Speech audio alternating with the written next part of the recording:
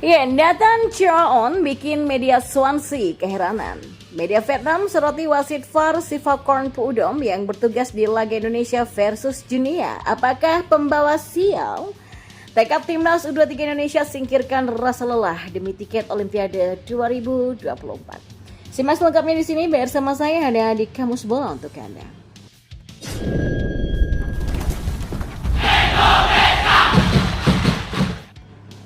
Ya, pemain keturunan timnas Indonesia Nathan Chaon langsung merasakan dampak positif setelah menjalani proses naturalisasi untuk mendapatkan status sebagai WNI. Bahkan media yang kerap mengabarkan pemberitaan soal klub Swansea City Only Swans merasa sangat takjub dengan jumlah pengikut Nathan Chaon setelah resmi menjadi penggawa timnas Indonesia.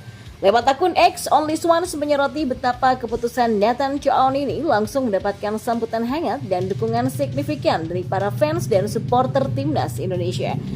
Sebab hanya 2 dari penampilannya bersama timnas Indonesia di kualifikasi Piala Dunia 2026 zona Asia ditambah 6 caps bersama timnas U23 di Piala Asia U23. Jumlah pengikut Nathan naik signifikan.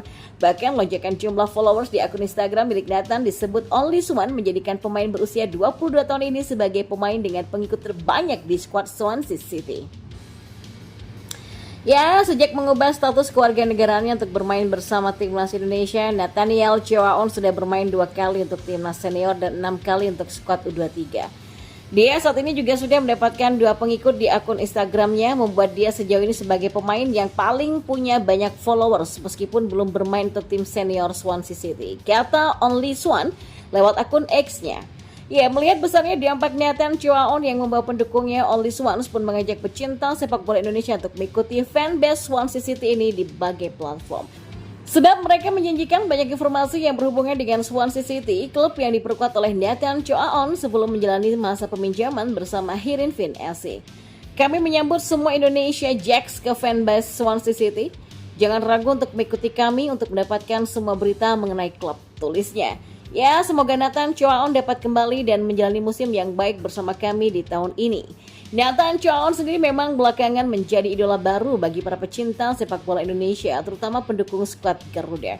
Sebab dia punya dampak yang signifikan di Piala Asia U23 2024. Pemain berusia 22 tahun ini tidak hanya punya wajah yang ganteng yang bisa menyedot perhatian kaum hawa, tapi juga menampilkan aksi-aksi impresif saat mendapatkan kepercayaan bermain dari Sinteyong. Di sisi lain, media Vietnam turut menyoroti kabar mengenai wasit VAR Thailand yakni Sivakorn Puudom yang akan bertugas dalam laga playoff Olimpiade Paris 2024 antara timnas Indonesia versus Guinea. Kehadiran Sivakorn Puudom dalam pertandingan ini disebut membuat timnas Indonesia U23 merasa khawatir. Ya, Indonesia menghadapi kekhawatiran lain datang dari wasit VAR Thailand Sivakorn Puudom. Wasit itu akan bergabung dengan ruang VAR dalam pertandingan playoff antara Indonesia U23 melawan Guinea. Tulis media Vietnam Soha.vm. Ya, kekhawatiran timnas Indonesia U23 turut dimaklumi oleh media Vietnam sebab Sivakorn Puudom punya rekam jejak yang buruk. Ya, ketika Sivakorn Puudom bertugas, maka akan ada keputusan yang merugikan timnas Indonesia U23. Kerugian itu bahkan sudah ketiga kalinya. Ya, keputusan kontroversi Sivakorn Puudom yang pertama adalah saat mengesahkan gol offside Irak ketika melawan Indonesia di Piala Asia. Kemudian di Piala Asia U23 ada 2 pertandingan yang buat timnas Indonesia U23 dirugikan, yakni saat melawan Qatar dan juga Uzbekistan. Selain keputusan yang kontroversi, Sivakorn Puudom kini bak menjadi pembawa sial bagi timnas Indonesia U23. Lalu, apakah kutukan kontroversi Sivakorn Puudom akan berakhir saat playoff melawan Guinea? Sementara itu, gelandang timnas U23 Kafsan Nulzikrak bicara tentang persiapan tim jelang melawan Guinea di babak playoff Olimpiade 2024. Kedua tim akan bertarung di lapangan IMV Clairefontaine Prancis pada 9 Mei nanti. Tentunya Garuda Muda datang dengan misi merebut tiket terakhir ke Olimpiade 2024. Persiapan dan tambahan kekuatan terus diusahakan jelang duel nanti.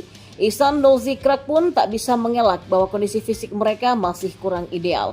Garuda Muda baru saja menjalani laga ketat sepanjang Piala Asia U23 2024. Menghadapi lawan yang sulit tentu harus punya persiapan dan fokus sepanjang laga. Oh iya, tentu anak-anak agak kecapean. Jadi memang setelah menempuh perjalanan 7 jam, kata Ihsanul Zikrak dilansir bolasport.com dari laman PSSI.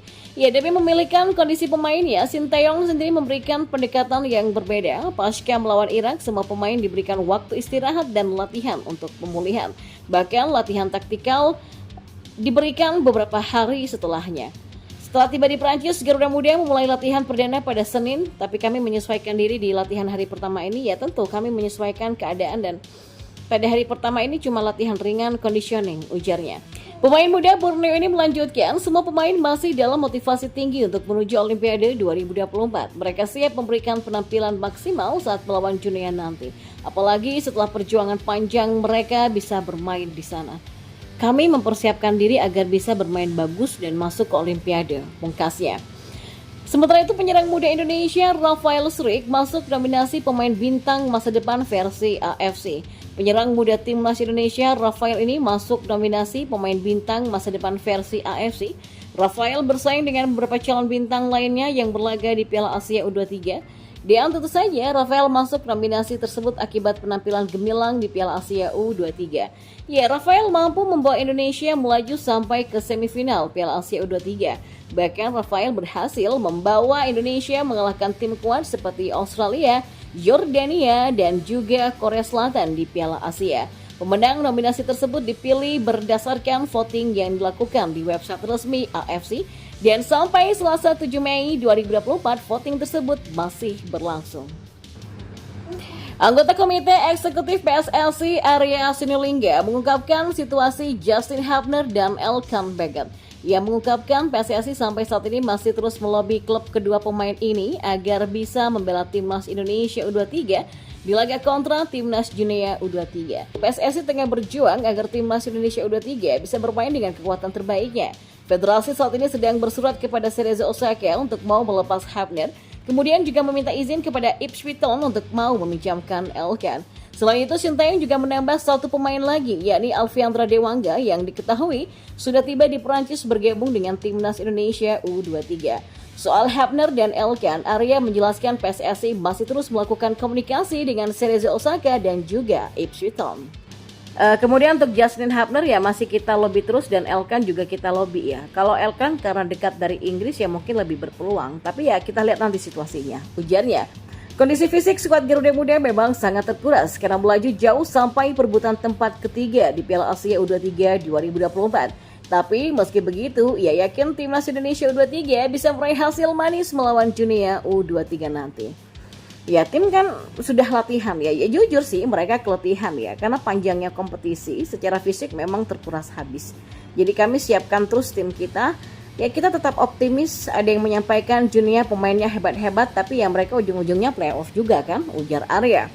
Ya mudah-mudahan dengan recovery teman-teman bisa berjalan baik dan Sinteyong bisa kasih ramuan terbaiknya juga mental pemain ini juga masih ditempa, pungkasnya.